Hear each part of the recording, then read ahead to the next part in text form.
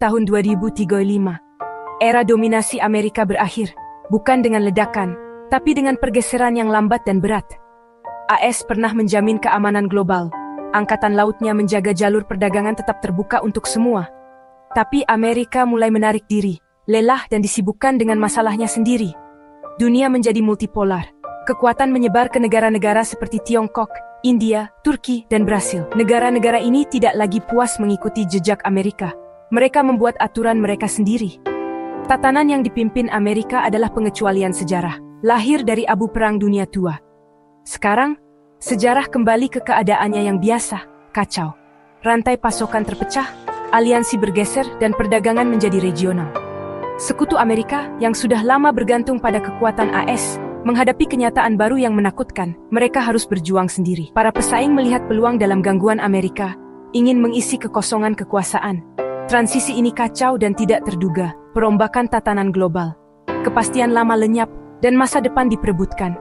Dunia menyaksikan, cemas dan tidak yakin, saat tatanan lama runtuh. Dekade mendatang akan ditentukan oleh transformasi berbahaya ini. Keruntuhan Amerika dimulai dari dalam. Pada pertengahan 2030-an, perpecahan politik dan budaya meledak menjadi konflik terbuka. Pemerintah federal berjuang untuk mengendalikan negara bagian yang menolak otoritasnya. Kontrak sosial rusak, dan ketidakstabilan ekonomi menyusul. Investor kehilangan kepercayaan, dolar melemah karena negara-negara melakukan lindung nilai terhadap kekacauan AS.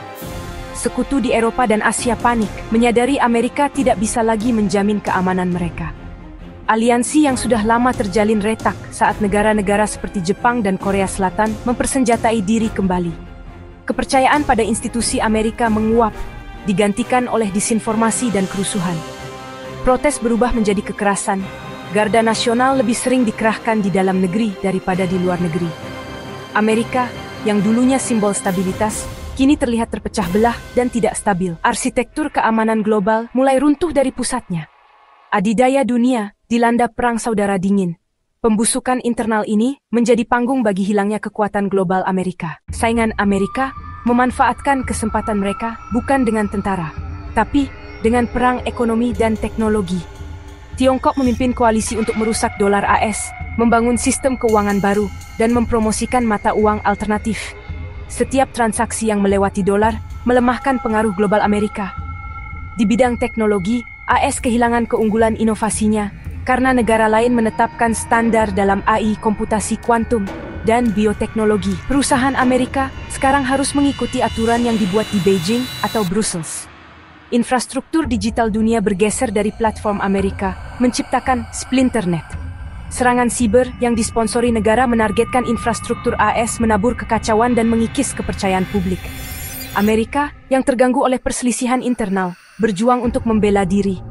Basis industri negara goyah dan brain drain berbalik.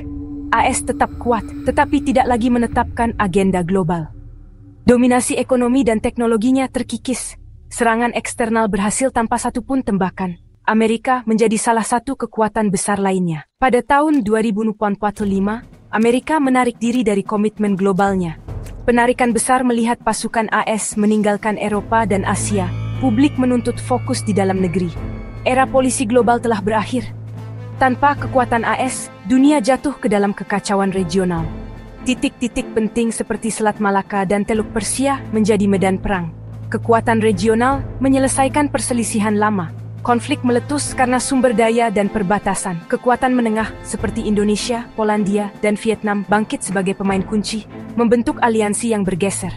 Dunia menjadi jaring kepentingan yang bersaing, tidak lagi unipolar atau bahkan bipolar. Institusi global memudar, blok regional mengambil alih. Dominasi budaya Amerika memudar, digantikan oleh mozaik budaya regional. Mimpi desa global mati, digantikan oleh silo budaya. Keberagaman berkembang, tetapi juga perpecahan. Dunia lebih terfragmentasi.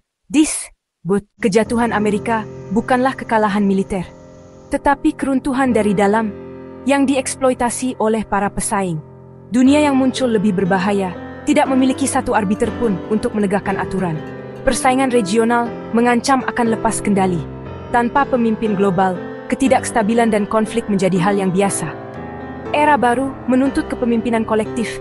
bukan satu hegemoni, tetapi prinsip-prinsip bersama. Kekuatan yang bangkit dan AS yang melemah harus menyepakati aturan dasar untuk mencegah kekacauan. Tanpa kerangka moral bersama, dunia berisiko mengalami konflik abadi. Kejatuhan hegemoni Amerika adalah ujian bagi semua negara.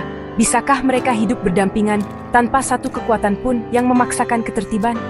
Perintahnya jelas, bangun sistem baru berdasarkan saling menghormati dan tanggung jawab bersama. Alternatifnya adalah zaman kegelapan di wilayah yang berperang. Pilihan antara kerjasama dan kekacauan mendefinisikan pertengahan abad ke-21.